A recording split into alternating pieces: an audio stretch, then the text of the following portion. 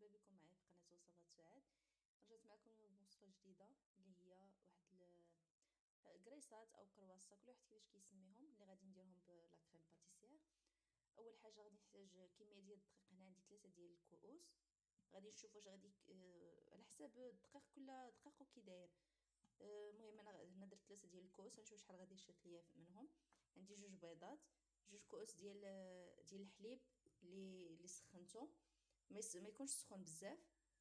عندي ملعقه ديال خميره الحلويات، ملعقه كبيره ديال خميره الخبز، ملعقه صغيره تاع الملح، وكاس ديال الماء، وكاس مع مرش ديال الزيت. دابا غادي ندوزو للطريقه ديال التحضير. اول حاجه غادي نديرها، غادي ناخذ الحليب.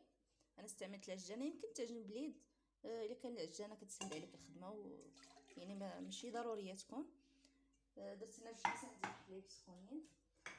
غادي نضيف معلقه ديال خميره العجين ومعلقه صغيره ديال الملح، وغادي نضيف كاس ديال الماء. كاس ديال الماء بارد حيت الحليب سخون. صافي غادي نخلط هاد المكونات، غادي نخلي الخميره تتفاعل واحد شويه مع ديك السخونيه ديال الحليب، يعني واحد 2 حتى 3 ديال الدقائق بما تفاعلت هاد الخميره مزيان. بعد ما تفاعلت هاد الخميره هكذا كما كتشوفوا بدات كتخمر شويه. دابا غادي نضيف 2 بيضات، وغادي نضيف كاس ديال الزيت وملعقه صغيره ديال خميره الحلويات.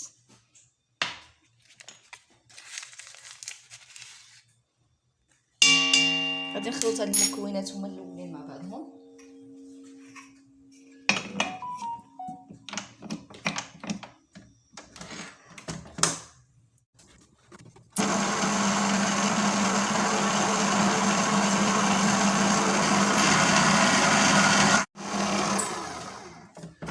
دابا غادي نبدا نضيف الدقيق في هذه المرحله. غادي نضيف في الاول القياس تاع 2 الكؤوس حتى نشوف واش غادي يخصني ولا ما يخصش. دابا غادي نبدا نضيف الدقيق وانا كنعجن في نفس الوقت.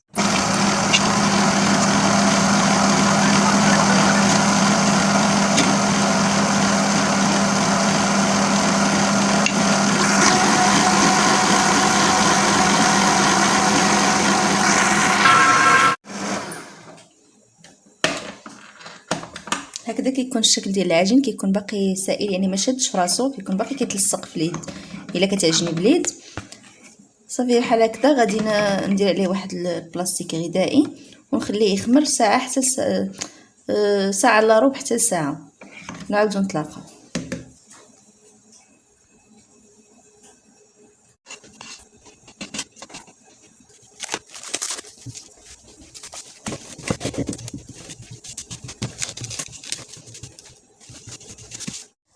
بعد ما دازت نص ساعه باش خليت هاد العجين ديالي كيختمر. دابا غادي نقاد لا كريم باتيسير.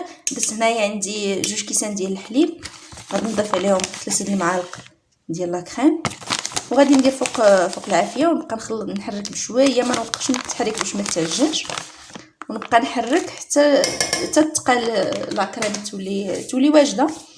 وديك الساعات نحيدها من فوق العافيه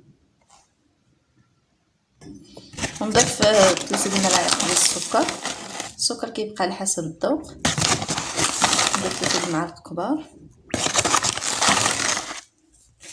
صافي، ونخلط مزيان وندير فوق البوطه على نار ناقصه، ما تكونش العافيه مجهده. صافي ونخليها تبقى طيب شويه عليها حتى مع التحريك دائما كنبقاو نديرو التحريك هكا دائري، ماشي بالمعلقه، بالفويه هذا بالطراب. صافي حتى توجد عندي ونحيدها من فوق العافيه. بعد ما دازت ساعه خمرات العجين، دابا غادي نزولها من هذا العجانه. كما كتشوفوا راه كيبقى عجين هكذا، يعني ما كيقصاحش، خصو يكون عجينه رطبه باش النتيجه تجينا قطنيه ويجيو خاويين وزعما بحال القطن. ها كما كتشوفوا العجين كي داير.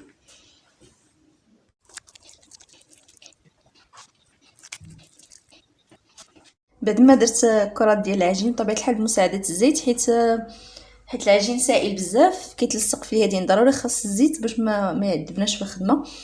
غناخد واحد الكاس اللي تكون الدائره ديالو صغيره، القاع ديالو صغير، غنبقى نوضعه في الدقيق ونحاول ندير واحد الثقب في الوسط دائما بمساعده الدقيق باش ما يلصقش بحال هكذا.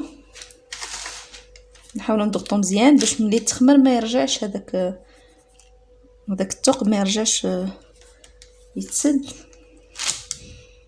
غادي نكمل هكذا بنفس الطريقه حتى نسالي جميع الكرات اللي عندي. نعاودو نتلاقاو باش نعمر هاد البلايص هادو بلا كريم باتيسير.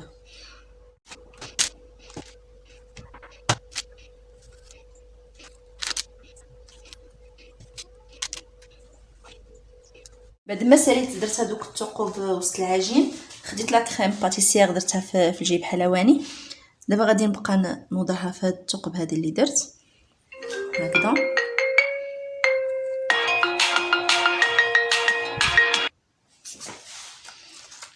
نكمل هكذا بنفس الطريقه حتى نعمر كاع هاد الثقوب اللي عندي في العجين، ونعاودو نتلاقاو ان شاء الله. بعد ما عمرت هذوك الثقوب بلا كريم باتيسير، خديت واحد البيضه طربتها مزيان، غادي نبقى ندهن هاد الجوانب بهاد البيض هذا اللي طربت، وغادي ندخلها الفران اللي سخنت وشعلته دابا باش يسخن. بما ساليت هاد الدهين تاع البيض صافي، غادي ندخلها طيب واحد 20 دقيقه حتى نص ساعه على عافيه ناقصه. المهم عينك ميزان فاش كيتنفخوا وكيتحمروا مزيان صافي كنخرجوهم ان شاء الله.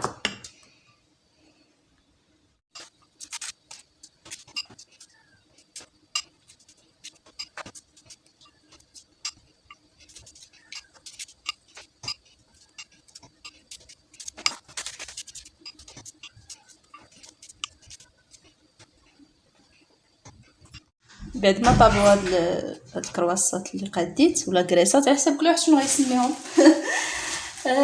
دهنت شويه بالناباج من الجناب كما قلت لكم. بعد ما خرجتهم من الفران كانوا سخان، دوزت عليهم فادلوجه ديالهم الناباج. دابا غادي ندير الشوكولاته، يمكن غير الشوكولاط دايب، نديرو هكذا خطوط ديال الشوكولاته من الفوق فقط كتزين. يمكن انكم تكتفيو غير الا ما كانش ناباج بعدا نديرو كونفيتور، ولا يمكن نديرو حتى كاوكاو مهرمش من الفوق. صافي غادي نزينهم هكذا ونقدمهم بالصحه والراحه. نتمنى تعجبكم الوصفه ديال اليوم. اللي عجبتها الوصفه تجربها وتقول لي في لي كومونتير، وما تنساوش ديروا لايك للفيديو واشتركوا في القناه وفعلوا الجرس باش يوصلكم كل جديد. والى وصفه قادمه ان شاء الله.